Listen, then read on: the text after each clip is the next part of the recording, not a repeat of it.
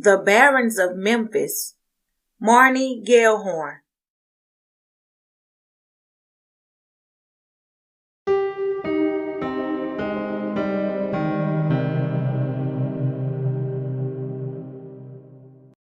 Chapter 13, The Lorraine Motel, April through June 2021. After his accident, Hunter was in no hurry to leave Vanderbilt, and after the discovery, he wasn't allowed to. He was treated like minor royalty. After posting several photos from his arrival in the ER on Facebook and other social media, the self-proclaimed king of selfies posts were widely shared throughout Memphis circles. As he had often bragged, he did have 5,000 friends on Facebook. He often liked to let people know how he ranked their personal stature with him. Well, for you, I deleted some other people so I could accept your friend request. If any of these jockeying friends had ever wondered about some of the claims on his Facebook, LinkedIn, or other accounts, as usual, no one seemed to question them. His Facebook background was a photo of him with Bill Clinton, and his profile listed him as CEO of a now defunct healthcare company. But if these things were noted by anyone, they were quickly ignored as his posts were spread far and wide. It seemed like most of Memphis made the 4-hour drive to Nashville to see him.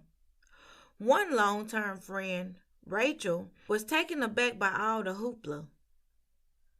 I had gone to Nashville to get something for one of my children's soccer games. I thought since I was in town, I should stop by the hospital and see him. We've been friends since we were 6. But when I got there, his room was crowded with flowers, balloons, and visitors. There was a small cluster of people waiting outside his room, talking and laughing. It didn't feel like a hospital. It felt like I was backstage in the green room. When I finally got to see him, he was completely doped up. He could barely even talk, and there he was holding court, slurring his words but telling stories and taking selfies. Due to his long-time music ties as well as widespread coverage of the accident, which had closed the westbound lanes of I-40 for 3 hours, along with gruesome photos of the twisted metal that had been his motorcycle wedged under the trailer of a semi-truck, some actual celebrities had come to visit. Later, as his brief 15 minutes of fame turned into more infamy, even more celebrities stopped by. His long association with one of the nation's best sound engineers there in Music City, USA, meant that many of the local musicians had met him on one occasion or another. They may not remember anything other than his compulsive talking, but any photo op or press coverage coming out of the pandemic couldn't hurt their stagnant careers.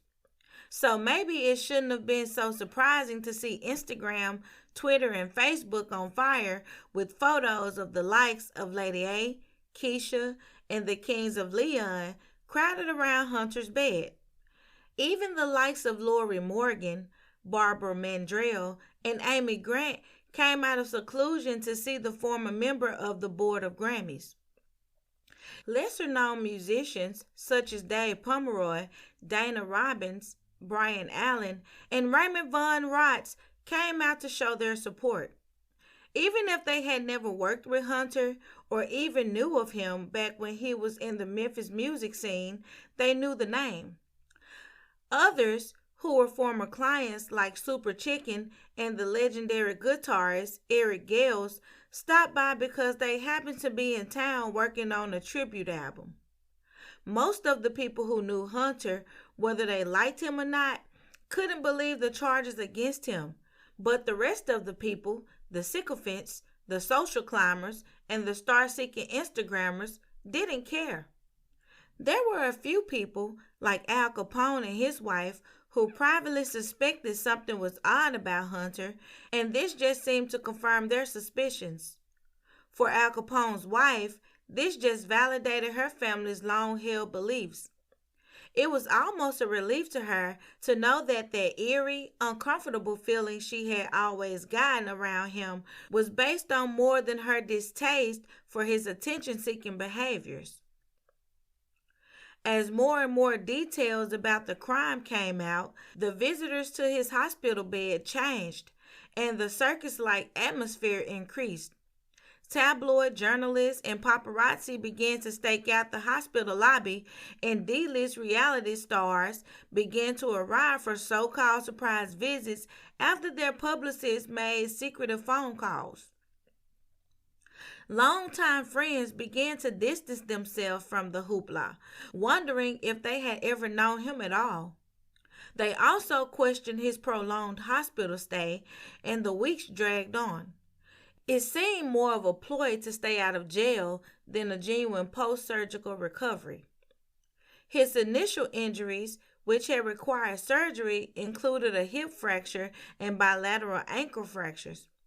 But surgery had been weeks and weeks ago, and other equally injured trauma patients cycled in and out of Vanderbilt during his seemingly semi-permanent in-house residency. He made minimal attempts at physical therapy and kept the social workers and chaplain staff busy with complaints and requests for religious services, catered kosher meals, and continuous one-on-one counseling sessions. After the discovery of his mother's decaying and desiccated corpse, based on his repeated request for someone to check on Mama, he had played a cat and mouse game with the staff and police psychiatrists. He seemed to take pleasure in it, and there was a glimmer in his eye and a smirk on his face during their visits.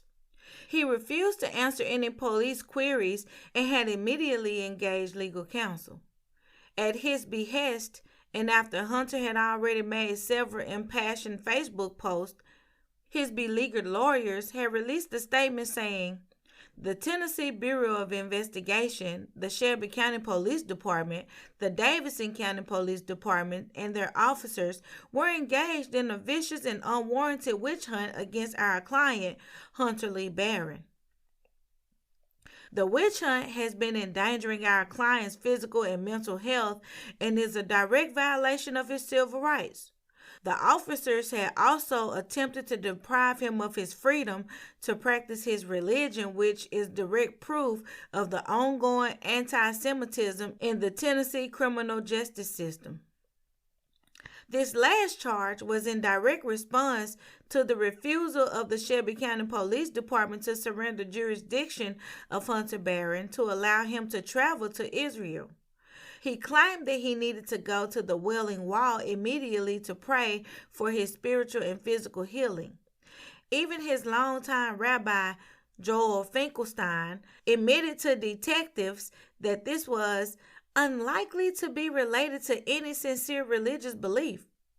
Despite these tactics, Judge Chris Kraft of the Shelby County Criminal Courts ruled that the prosecution could proceed.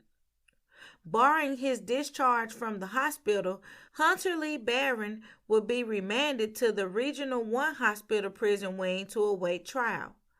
After this ruling, Hunter Barron demanded his right to a speedy trial, and the court date was set for early July.